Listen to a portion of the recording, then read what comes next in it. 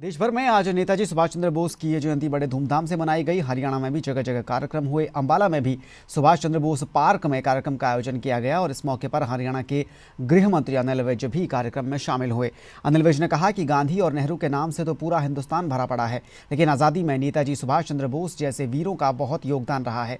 उन्होंने कांग्रेस पर भी हमला बोला और कहा कि कांग्रेस ने आज़ादी की लड़ाई में कांग्रेस के अलावा किसी दूसरे को कभी श्रेय दिया ही नहीं।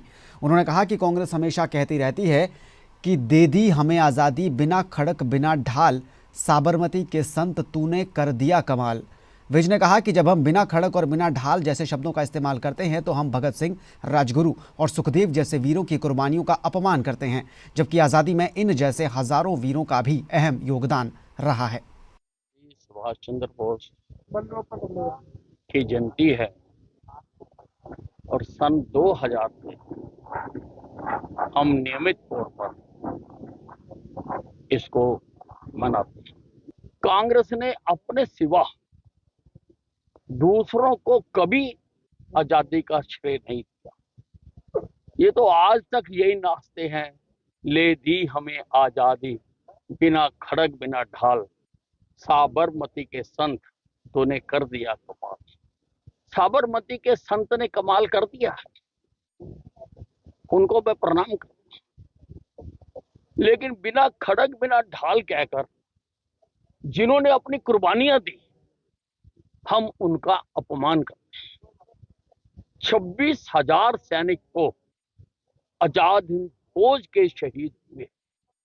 अगली खबर का रुख करेंगे। रोहतक में हरियाणा के पूर्व मुख्यमंत्री और कांग्रेस नेता भूपेंद्र सिंह हुड्डा ने भारतीय कुश्ती संघ के अध्यक्ष बृजभूषण शरण पर हमला बोला है। हुड्डा ने बृजभूषण शरण के खिलाफ मानहानि का केस करने का भी दावा किया है। हुड्डा ने कहा कि बृजभूषण शरण ने उन पर आधारहीन आरोप लगाए हैं और अब वो मानहानि के केस के लिए तैयार रहे। भूपेंद्र सिंह हुड्डा मानहानि के केस के लिए अब अपने वकीलों से भी राय मशवरा कर रहे हैं।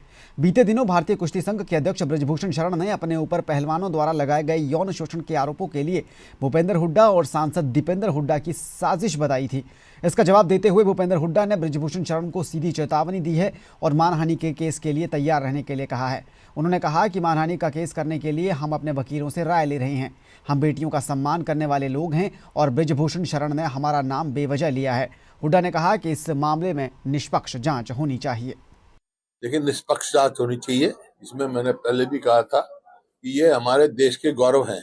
हमारी बेटियां बैठी वहां, बेटियां ने कहा, और बेटियों का सम्मान करना हमारा सबका फर्ज है। सवाल इस बात का नहीं है। निष्पक्ष जांच नहीं होगी, सच्चाई जो है जाननी चाहिए। और जिस प्रकार से कुश्ती संघ के अध्यक्ष ने मतलब एक बात कही, मेरा भी नाम लिया, दीपेंद्र का भी नाम लिया, तो मैं अपने कानूनी वकीलों से सलाह कर रहा हूं और डिफेमेशन डालने की तैयारी कर रहा हूं, क्योंकि हम तो बेटियों का सम्मान बढ़ाने वाले हैं। चरखी दादरी जिला परिषद के चेयरमैन और वाइस चेयरमैन चुनाव को लेकर भाजपा समर्थित मनदीप डालावास चेयरपर्सन और रमेश देवी साहूवास ने वाइस चेयरपर्सन पद पर जीत दर्ज की है। चुनाव के बाद चुनाव अधिकारी और एसडीएम नवीन कुमार ने विजेताओं को प्रमाण पत्र दिए। यहां इससे पहले 2 बार चुनाव स्थगित भी हुए थे, लेकिन सोमवार सुबह समय सीमा पर सभी 11 पार्षद वोटिंग के लिए पहुंच गए। लघु सचिवालय के मीटिंग हॉल में प्रशासन द्वारा चुनाव की तमाम तैयारियां करवाई गई थी।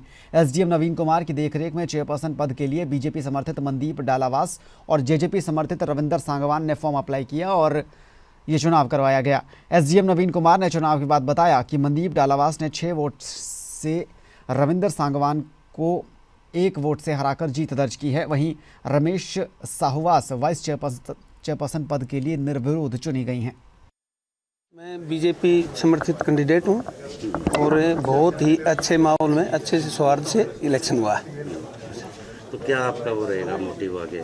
मोटिव ये है कि जैसी भी परिस्थितियां हैं, पहला जिला है, देखते हैं अच्छे से ईमानदारी से काम करवाएंगे, जो भी संभव हो सकेगा। सरकार की जो पॉलिसी है उनको ईमानदारी से लागू करेंगे। बजट का तो कोई इशू नहीं है, बजट तो है अभी पहले से ही बनने से पहले आया हुआ बजट, तो बजट का कोई इशू नहीं। सरकार के पास बहुत पैसे हैं, काम करने वाला चाहिए, कोई दिक्कत नहीं।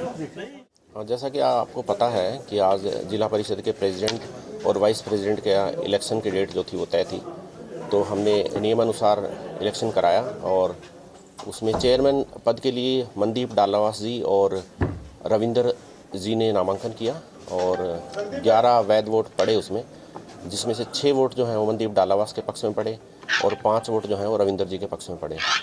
तो इसके परिणाम स्वरूप जो है अपने मनदीप डालावास जी जो हैं वो प्रेसिडेंट पद के लिए विजयी रहे हैं। और जहां तक वाइस प्रेसिडेंट की बात है तो हमें एक ही नामांकन प्राप्त हुआ था रमेश कुमारी जी का, तो वो निर्विरोध वाइस प्रेसिडेंट जो है चुनी गई। उधर जुलाना के खंड पंचायत अधिकारी कार्यालय के बाहर पिछले कई दिनों से धरना दे रहे नवनियुक्त सरपंचों को आज समर्थन देने के लिए इनेलो नेता सुनैना चौटाला पहुंची थी। इस दौरान उन्होंने कहा कि सरपंचों को इस सरकार ने सड़कों पर आने पर मजबूर कर दिया है। किसान आंदोलन की आग अभी बुझी भी नहीं थी कि अब सरपंच भी सड़कों पर हैं।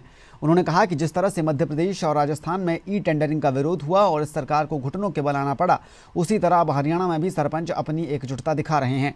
उन्होंने मौजूदा सरकार पर हमला बोला और कहा कि मौजूदा सरकार अब पूरी तरह से तानाशाही पर उतर आई है। मैं पूरी इंडियन नेशनल लोकदल की तरफ से आप सबका सबसे पहले तो धन्यवाद करना चाहूंगी कि आपने सुधीर को बहुत मान सम्मान दिया। गांव के जो एक एक सरपंच बने हैं, मैं उनका तहे दिल से यहाँ पे सम्मान करती हूँ, क्योंकि गांव ने उनको चुन के सरपंच का पद दिया है।